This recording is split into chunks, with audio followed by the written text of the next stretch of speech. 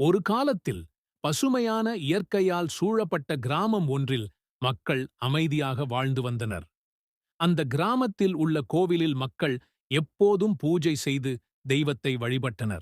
ஆனால் ஒரு நாள் அந்த கிராமத்தில் அநியாயமும் தவறான செயல்களும் அதிகமாக ஆரம்பித்தன. அந்த நேரத்தில் கிராமத்து மக்களுக்கு ஒரு தெய்வீக கனவு வந்தது.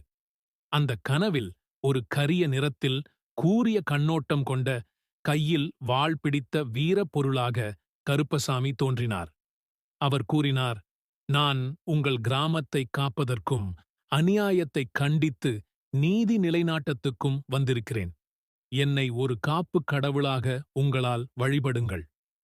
மக்கள் அந்த கனவின் அடிப்படையில் ஒரு கருப்பசாமி கோயிலைக் கட்டி, அவருக்கு வெள்ளை குதிரை, வாள் மற்றும் வெற்றிலை பாக்கு ஆகியவற்றை சமர்ப்பித்தனர்.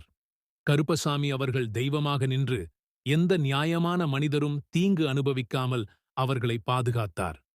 இன்று பல தமிழக கிராமங்களில் கருப்பசாமி எளிய மக்களின் தேவையாக கருதப்பட்டு நீதியின் சின்னமாகவும் பக்தர்களின் காவலராகவும் வழிபடப்படுகிறார். இந்த கதை உங்களுக்கு பிடித்தால் லைக் அண்ட் சப்ஸ்கிரைப் பண்ணிக்கோங்க மக்களே.